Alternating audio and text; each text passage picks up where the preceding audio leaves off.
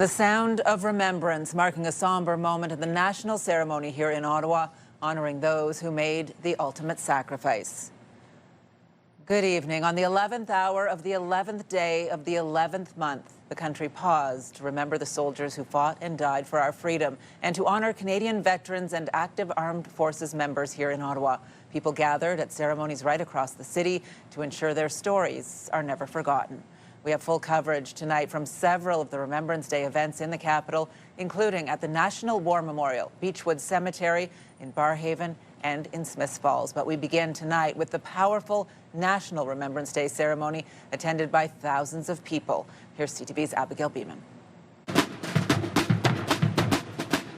They came to Ottawa from coast to coast. We have so many Newfoundlanders and who've passed through the wars. I feel we owe a debt of gratitude to those servicemen and women who, from the past, the present, and the future. There's a heaviness, knowing each year fewer and fewer are at the national ceremony like Elmer Friesen, here from Calgary at 103. Second World War veterans now number fewer than 4,000. I'm so glad that my son thought I should come here to experience this alive. So moving. If we don't remember, well, the world's enough of a mess. You can see what happens when we don't. Time marches on. Now we have to remember our newer veterans, ones returning from Afghanistan, Bosnia, and the newer conflicts, and what we're facing today. My transition's been pretty good. I have good days, bad days. To be here today is something that I've always wanted to do. A service imbued with meaning. The Silver Cross mother, Nancy Payne, remembers son Randy, killed in Afghanistan. Weather so miserable, the traditional fly past replaced by a single helicopter. But still, they stood. You want to stand up? Yes, I do. Elmer Friesen determined to lay a poppy on the tomb of the unknown soldier for his late brother. They sacrificed so many guys and never came home. And here I am sitting here and people are admiring me for, and it was a privilege for me to be in the service. It has become a tradition to lay a poppy here after the ceremony, a small but impactful gesture, leaving a striking red tribute to all those who served and those who gave their lives for Canada. Abigail Beeman, CTV News, Ottawa. Well, hundreds also gathered at the National Military Cemetery at Beachwood for a ceremony honoring veterans at their final resting place. CTV's Leah LaRocque was there today and joins us live in studio with more. Leah. Patricia, this was a smaller, more intimate ceremony compared to the larger one downtown, but for the crowds who united to remember today at Beachwood, it was an opportunity to connect with other families and military members who share the pain of loss and the power of remembrance. Every headstone, a reminder of a life lost and a sacrifice made. Well, I couldn't imagine being anywhere else. Since Dad passed, we come here every year. Pam Hilchey coming to Beachwood Cemetery, home to Canada's National Military Cemetery, to honor her father who served. He's a veteran of the Cold War. He served in Cyprus and Africa and Egypt. He was more of a friend than a father-in-law. He was a confidant. Hilchey and her family among the hundreds taking a moment to say thank you. But we have a lot of comrades that lay and rest here. So this is very significant to loved ones, to honor their family member. To have what we have now, the rights, the freedoms, the democracy, and it's under peril right now. A visit here for some doesn't just happen on Remembrance Day. Every Sunday put flowers. Henri Paul Simard thinking of his wife, both of them dedicating years of service. We're married for 44 years. And between the two of us, we have 75 years of service. We shall not sleep, though poppies grow in Flanders fields. powerful moments of reflection. Think about them and their lives, whether it was their contributions in the war or just in general what they meant to me as my grandparents. Everyone united in the pain of loss and supporting those still serving. I'm thinking of my late husband who passed away while serving in the military, and a lot of his friends who continue to serve and have served, and my son is also serving right now in the Navy. We spoke with many people in the crowds today. Most had a connection to a veteran who was buried at Beachwood and had a story to share of their time in service. But others simply came today to say thank you to everyone who died in the line of duty. Patricia. Beautiful thing. CTV's Leah LaRocque live for us tonight. Thank you. Well, smaller Remembrance Day ceremonies took place across the capital region today, including one at the Barrhaven Cenotaph.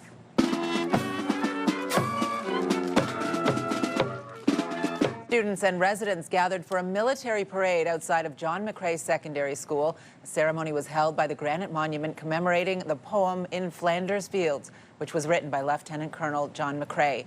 Mayor Mark Sutcliffe was in attendance and lay a wreath in front of the monument.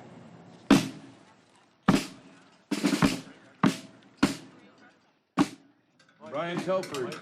A service and wreath-laying ceremony were also held this afternoon at the Westboro Cenotaph. The monument honors the fallen military members of the Westboro community and surrounding areas.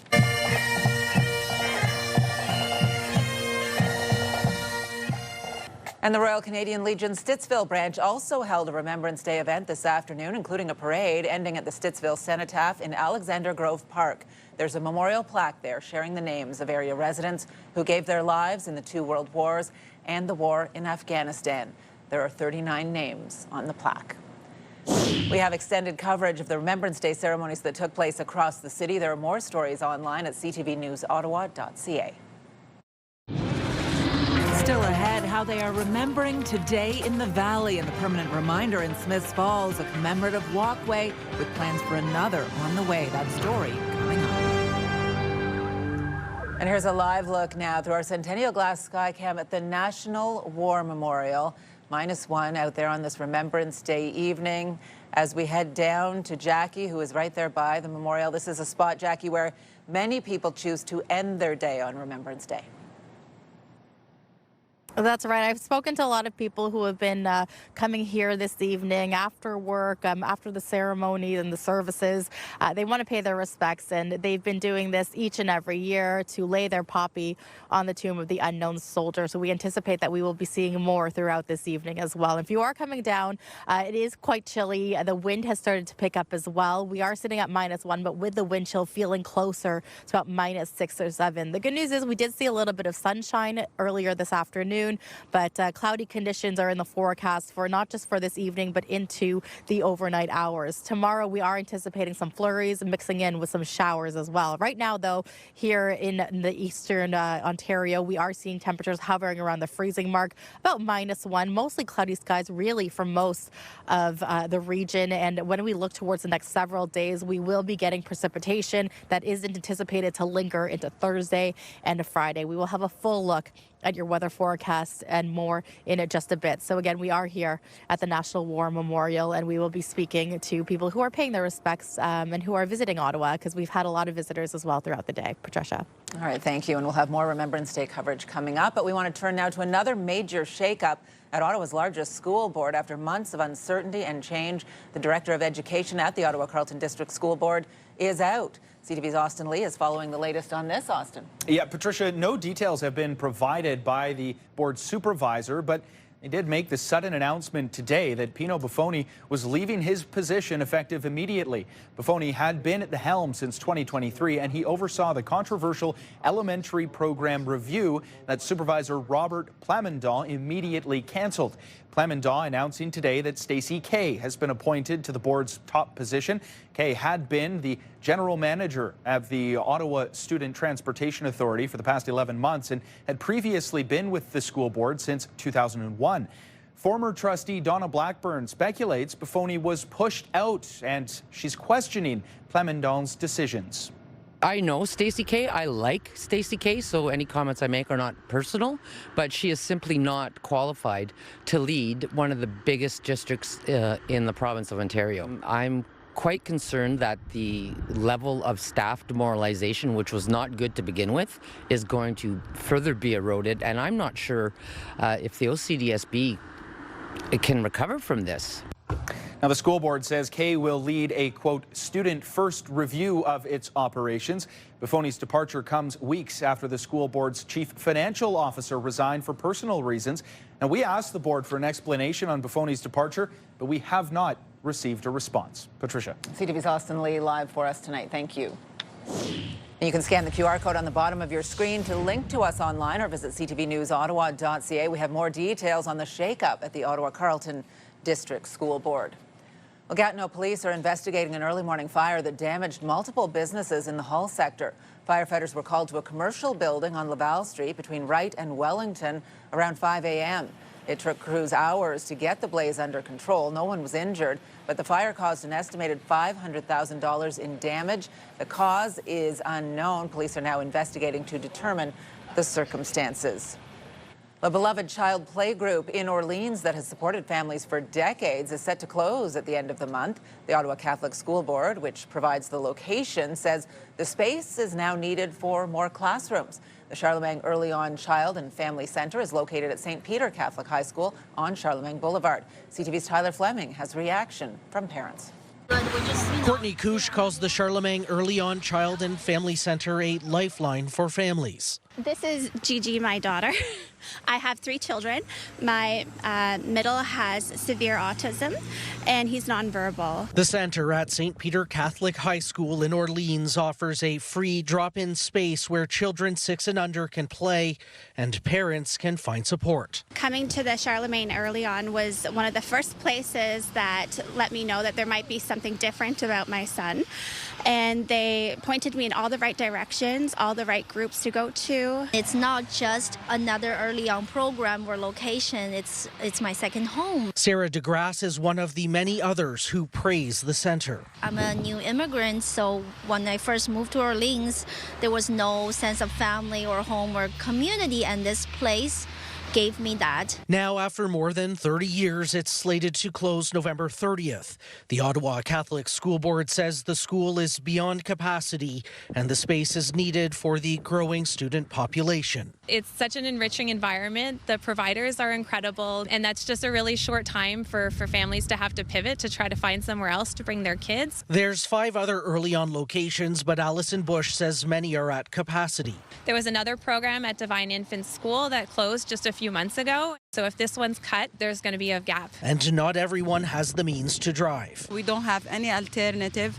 We don't have any place, and it's an indoor play group, so we really would love if this can be kept for us. Parents have started an online petition to keep the centre open and are determined to save the community-run program. Maybe there's a creative solution they can come up with to deal with their space issues. This is something essential for a lot of families. And I don't know anywhere else that's quite as magical as this place. Tyler Fleming, CTV News. Well, new data shows just how long Ottawa residents are waiting in emergency rooms for a first assessment by a doctor. The average wait time at the Montfort Hospital in September was 1.7 hours. It was the only hospital in the city to meet the provincial average. At the Ottawa Hospital Civic Campus, the average wait was 2.7 hours, and at the General Campus, 3.4 hours. At both CHEO and the Queensway Carleton Hospital, the average wait time was 3.5 hours, the 4th longest in Ontario. The provincial average was 2 hours in September. Well, a driver of a snow removal vehicle is facing charges after a rollover on the Queensway. The collision happened yesterday during the cleanup from the first snowstorm of the season. OPP say the driver, who had a G2 license, was driving in the middle lane when they lost control and rolled over. They were charged with careless driving. Well, Ottawa residents will soon find how the city plans to spend their tax dollars next year. The 2026 budget will be tabled tomorrow. Council directed staff to draft the budget with a maximum property tax hike of 3.75% and a transit fare increase of up to 7.5%. Water, garbage, and recreation fees are set to increase as well, and the budget is expected to include a hiring freeze at City Hall. Coming up, lest we forget, communities finding new ways to keep the conversation going after Remembrance Day, painting permanent tributes to veterans. Jackie. Thanks so much, Patricia. Just moved locations just behind me here. We're showcasing the Senate building where the virtual poppy drop is on display. And this honors the fallen Canadian veterans. And to the left of this, the Legion's virtual wall of honor is also displayed on the column of the Senate of Canada building. This will be running tonight until midnight. Now here's a live look through our Centennial Glass Sky Cam showcasing the National War Memorial. It's -1 right now, but with the wind chill feeling closer to -7. CTV Ottawa is your home for local news. Katie Griffin, CTV News in the Beachwood Market. Centertown. Canada. Stittsville, bringing you local stories that matter the most to you. Kimberly Fowler in Westboro. Orléans. Barhaven. From every corner of the community. In the Glebe. Manotick. Merrickville. Brockville. From the team you trust, we are CTV News Ottawa. Live, local, breaking news. CTV News Ottawa. Hey, Ottawa, know someone who secretly makes our city amazing? We want to hear about them. You know, the kind of person who goes above and beyond without ever asking for anything in return. Because Move 100, CTV, and Lazy Boy want to give them a huge shout-out. We're searching for Ottawa's unsung heroes, the everyday people doing extraordinary things. Nominate someone for a chance to win them a $5,000 Lazy Boy gift card. Nominate your local hero today. Let's celebrate those who make Ottawa a better place. Tonight, a blockbuster twist in a W5 investigation that exposed a global network of sexual predators. Ain't no pill gonna cure this ill. Behind bars is gonna stop it. A man we nicknamed Henri uploaded videos of his wife. He deserves to get caught. He needs to be caught. We reveal how W5's evidence has put a man behind bars in Geneva, Switzerland. Tonight on CTV National News and ctvnews.ca. Our popular Team of the Week segment is back. If you want to be a part of our Myers Automotive Group Team of the Week, upload your video to ctvnewsottawa.ca. Well, today is all about remembering those who gave their lives for Canada. But in Smiths Falls, they are ensuring veterans are honored every day of the year with a new Veterans Crosswalk. CTV's Dylan Dyson has more on today's ceremonies in that town. Canadian Armed Forces members, past and present, marching side by side down Smiths Falls Main Street. You look at the cenotaph and the names there that we read out today. The people of Smiths Falls came when Canada called. They went to war, they fought, some died, some came back. Despite cold and blustery weather, large numbers turned out to pay tribute this Remembrance Day. Etched into the local cenotaph, the names of all those who left this small town to protect and serve Canada. The small towns here in Canada are the ones who really supported Canada in their time of need, and they're still doing it now. Beyond this morning's ceremony, the town of Smiths Falls hanging banners to remember their local heroes. As a small community, we know that many of our citizens from decades past stepped up when the call came out and sacrificed their lives. There's 76 banners there now, and one of them is my dad. And every time I drive by, it's like almost saying hello. And, nice to see you. And just recently, a Veterans Crosswalk was installed in time for Remembrance Day, with plans to add a second in the town. I think it's great. I think it's good. It's just one more thing to show people that, we served. With a unique message to honor generations of Canada's armed forces. It says, in honor of who served and who sacrificed, not just lest we forget. Some of the newer members of the military felt a little bit left out a little bit because I think unless we forget is the past. There's a lot of activity out there that the average civilian isn't aware of. So if you put it down on a sidewalk like that, and if someone asks you, like you just asked me, what's that all about, you can expand on their knowledge. So it's good. Dylan Dyson, CTV News, Smiths Falls. It was a chilly Remembrance Day in the capital, but thousands braved that cold to attend the ceremony at the National War Memorial.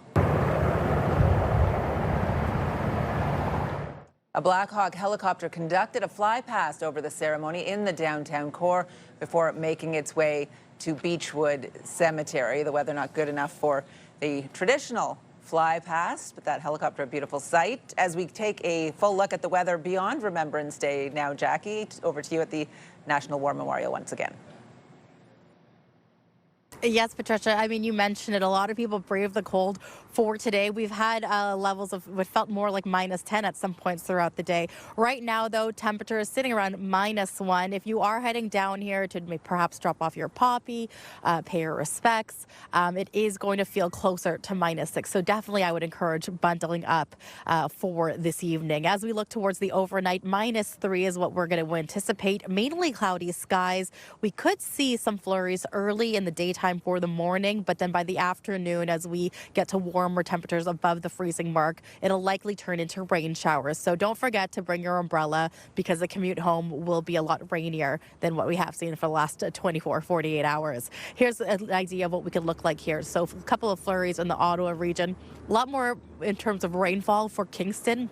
Brockville could see a little bit of snow as well in the morning, but then this is all really going to transition into that mixed bag of weather and conditions that we will see typically this time of year. So you're going to get that mix of freezing rain, the slight flurries, as well as, again, a little bit of more precipitation. It's going to clear up by the time we get to Thursday, but we may see some flurries linger into Friday as well. So we are keeping a close eye on this. But I do want to mention how chilly it's really feeling. Winter already really coming down. -3 in Ottawa the overnight, -2 in Brockville as well as Cornwall, sitting around -1 in Kingston, but really for most of the region sitting around the freezing mark. And cloudy skies are in the forecast really for most of eastern Ontario. Tomorrow, though, we are going to see daytime highs about 2-3 degrees, slightly warmer as we look towards Trenton and Kingston. Closer to the lake, about 5 degrees is the anticipated daytime high, but it's going to be much cooler in Mont-Tremblant with a temperature of about 0. Taking a look now across the country, about 7 degrees in Charlottetown and Halifax. St. John's seeing a lot more rain than what we are seeing here in Ontario as well as Quebec. So you can see the Arctic air really moving in. So we are hovering around the freezing mark, 3 degrees for Toronto. And then our friends in Calgary still in the double-digit conditions, 12 degrees.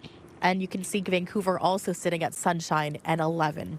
Taking a look at our 7-day forecast brought to you by Davidson Hearing Aid Center, celebrating over 80 years in family business. Daytime high for tomorrow, about 3 degrees, the warmest we're anticipating for this week. It'll carry into Thursday, but it's the overnight lows that are going to be really cold, -3 into Friday. Sunshine is what we can anticipate for our Saturday, but with it will come very, very cold conditions. So if you haven't brought out your winter jacket already, I suggest you do. The next couple of days, we will be seeing that roller coaster of conditions in terms of rain, as well as light flurries and the cold weather. Patricia.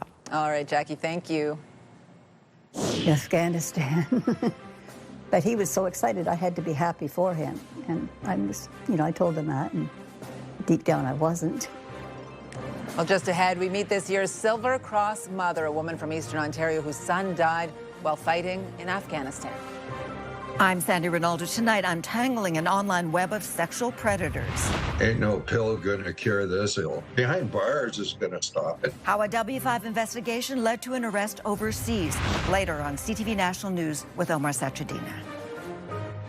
CTV News community and weather anchor Jackie Perez. Weeknights.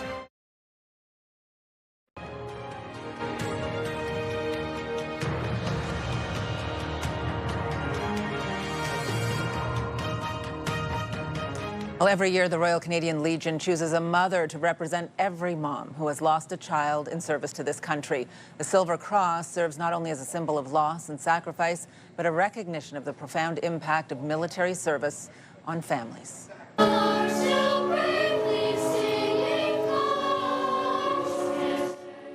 This year's Silver Cross mother, Nancy Payne, laying a wreath at the National War Memorial today on behalf of all mothers. Payne is from Lansdowne, Ontario, about an hour and a half south of Ottawa.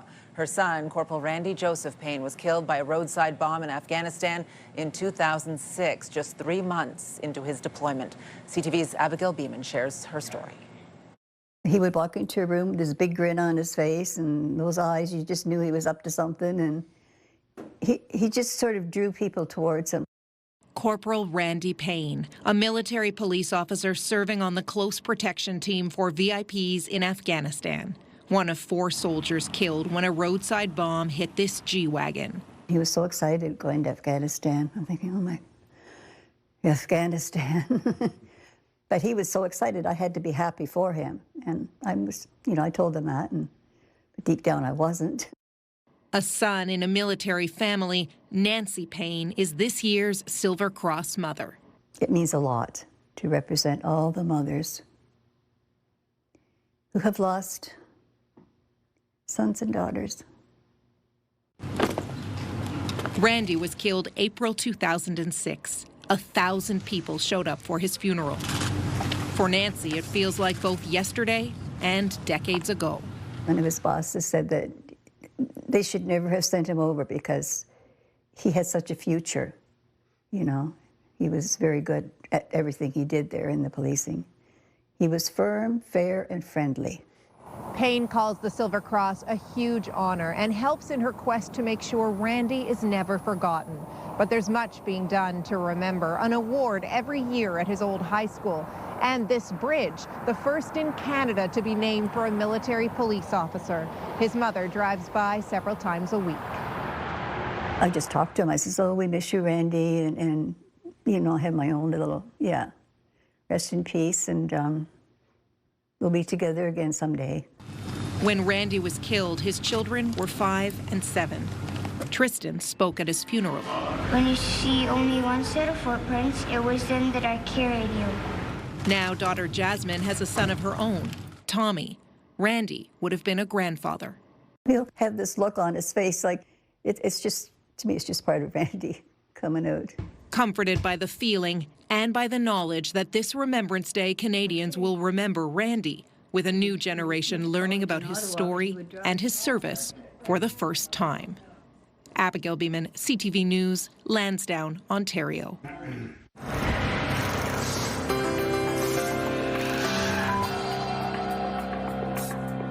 In tonight's Big Picture, there's a new commemorative crosswalk in Centretown honoring Canada's veterans. It's located at Kent and McLaren Streets across the street from the Royal Canadian Legion branch. The crosswalk features a red maple leaf in the middle. Area Councillor Ariel Troster says the crosswalk is part of a national movement to recognize the sacrifices of Canadian veterans. Now, some other stories you need to know right now. Of course, it was not just here in Ottawa. Ceremonies were held around the country and the world to honor the sacrifices of veterans.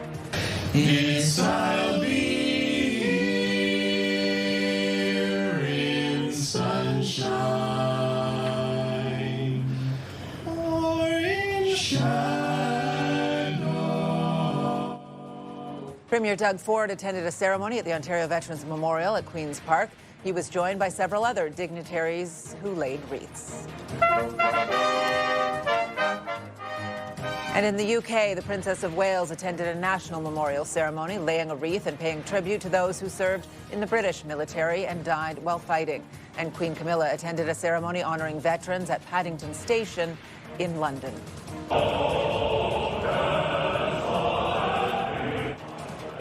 Also today, French President Emmanuel Macron attended an Armistice Day commemoration at the Arc de Triomphe in Paris. The armistice signed between the Allies and Germany, marking an end to the First World War, took effect the 11th hour of the 11th day of the 11th month in 1918. Praise and November 11th is also Veterans Day in the U.S. It was marked with a solemn tribute. U.S. President Donald Trump laid a wreath at Arlington National Cemetery and thanked the troops and veterans for their service. And now we want to go back out to Jackie at the National War Memorial here in Ottawa, where our big ceremony took place earlier today. Jackie. Thanks so much, Patricia.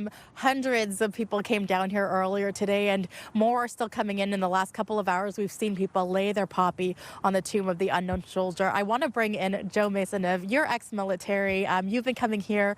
Who are you with, first of all? I'm with some family and friends, Maria, Patrick, and James. Yes, and you guys were telling me that you have been coming down here for the last 7-8 years, part of a tradition to come here in the evening. What is important? Why is that important for you to come here? For me, it's definitely important just, spending 6 years with the Canadian Forces, losing some pretty close friends, and then having family and friends who are just supportive of all of it, and then they were the ones that invited me out for the first time, and then we just kind of made a yearly tradition of it. I really like that and appreciate that. And just taking in the ambiance here, just along the National War Memorial, you have the virtual poppy drop just behind us in the Senate building. The NAC also has their virtual poppy drop. But Maria, you're bringing your kids in here. Just talk about why it's important for you to bring this on to the next generation. I think, so we homeschool our kids, and my husband works with a lot of military in his job.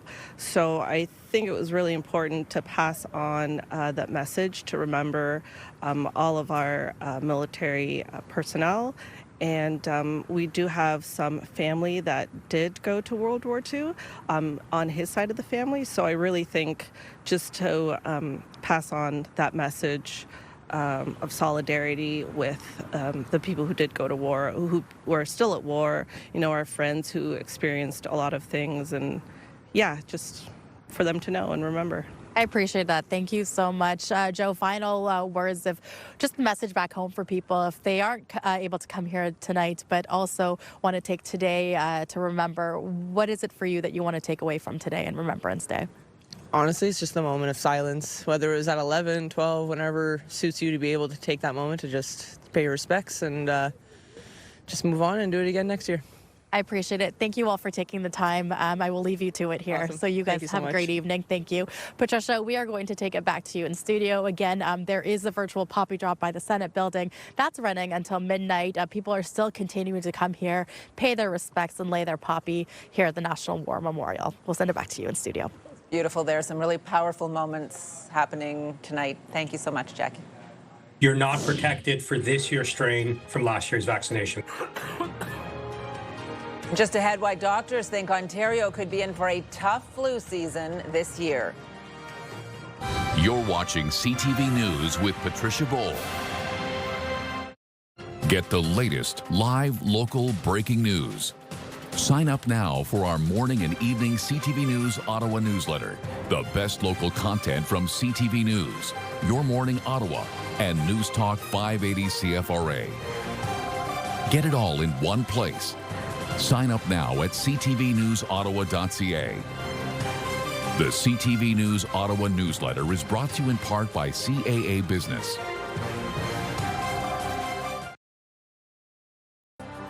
Going as defense finds Shabbat. His shot out in front, looking for the rebound. They score! Make it 4 in a row. Well, Michael Amadio's on a 4-game goal-scoring streak as the Senators, coming off a win against the Utah Mammoth on Sunday night, play their second in a 4-game homestand tonight. The Dallas Stars are in town. No changes in the Ottawa lineup. The Sens host Boston on Thursday, the Kings Saturday, before hitting the road for the rest of the month. Puck drop tonight at 7. You can catch the game on TSN 5 or listen on TSN 1200.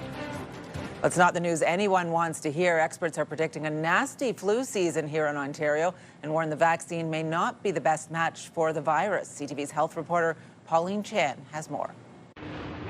Canadian experts are saying the message from down under is get your flu shots now. They had a very, very bad year, one of the worst years on record.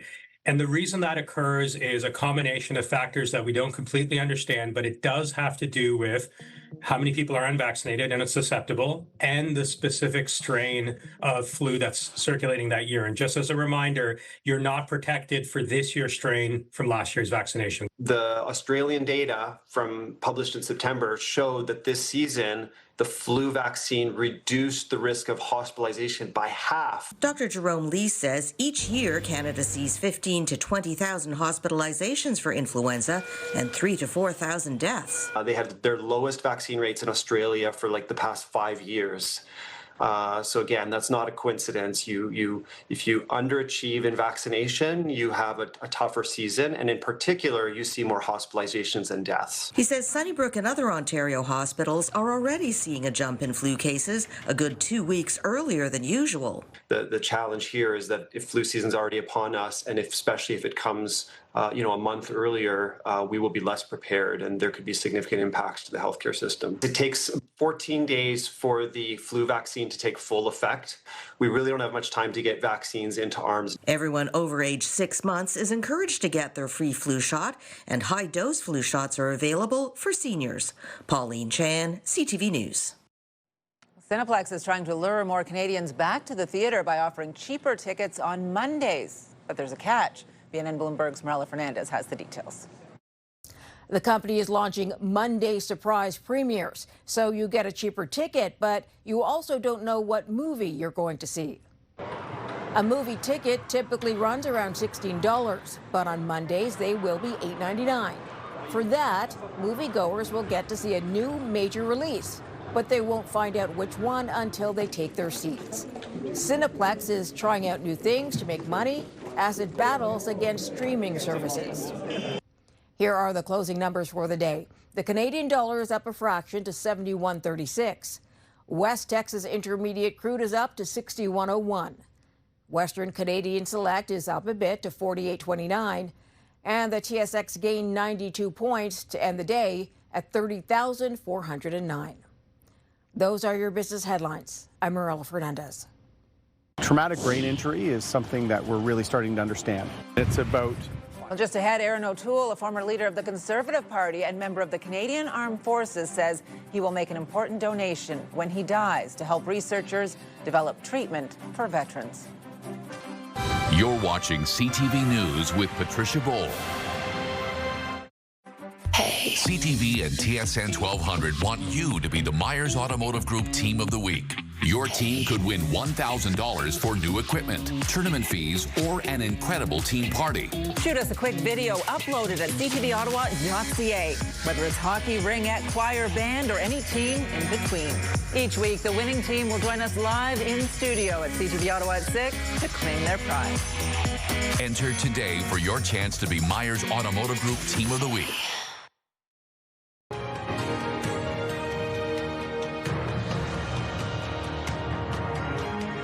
Well, as we honor the men and women who serve our country, there is also an acknowledgement of the physical and mental toll military service can take. But there are still many unanswered questions about how it impacts the human brain. Now, a high-profile Canadian is enlisting to help. CTV's Natalie Johnson explains. It's about 5K. Down on the boardwalk by his East End home, Aaron O'Toole still maintains a quick pace in life after politics. When I run, I generally go to the volleyball courts. The former federal Conservative leader harnesses physical activity to support brain health. Grateful that he never suffered a brain injury during his years of service in the military. Our veterans serve, and many of them come back with injuries, both physical, mental, some aren't visible. And traumatic brain injury is something that we're really starting to understand. Now, in this time of remembrance, O'Toole is pledging to donate his brain when he dies to Project Enlist.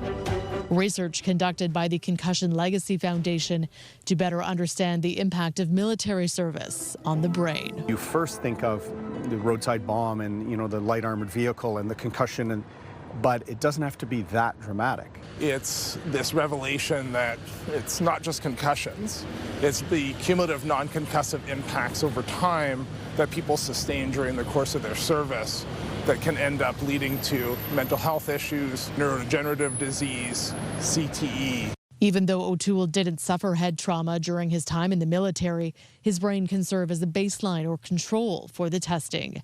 So far, more than 500 veterans have pledged to donate their brains for research. I think we need to make sure we have the best protection, headgear and other things for our men and women in uniform. And we have to find treatment methods to reduce injury and treat it early so that there can be a quality of life. Quality of life that is so critical year-round, well after Canadians take off their poppies when the Remembrance Day ceremony ends. I hope this donation will take place a long time in the future, but I want to be part of something that is so positive. Arming the Canadian military with research that will help to better educate and equip, another step forwards in supporting those who serve. Natalie Johnson, CTV News.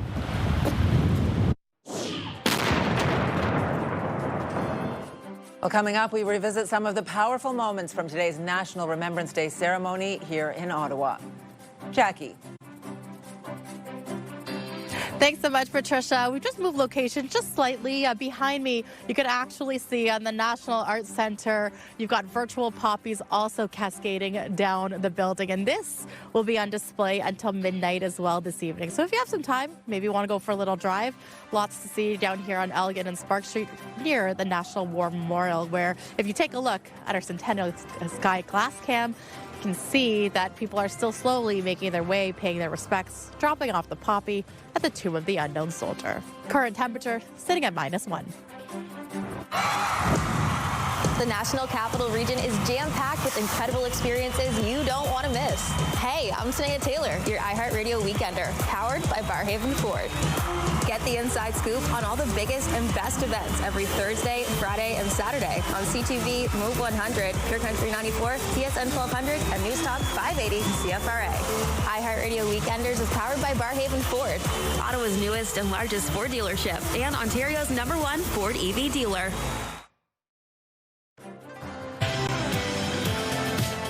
Tomorrow on CTV Your Morning Ottawa, we are paging Dr. Paul to talk about some of the respiratory viruses circulating in our community now and how to avoid them. Wake up the right way with Your Morning Ottawa starting at 6. Hairstyles, courtesy of Salon Fiorella. Here's what's on CTV tonight. E-Talk, The Big Bang Theory, MasterChef Canada, The Traitors Canada, and The Pit. And here's a recap of the top stories we are following right now. Well, I couldn't imagine being anywhere else. Since Dad passed, we come here every year. Hundreds gathering at Beachwood Cemetery, Canada's national military cemetery, to honor veterans in their final resting place. I'm very disappointed and concerned that Dr. Buffoni has left the Ottawa Carleton District School Board.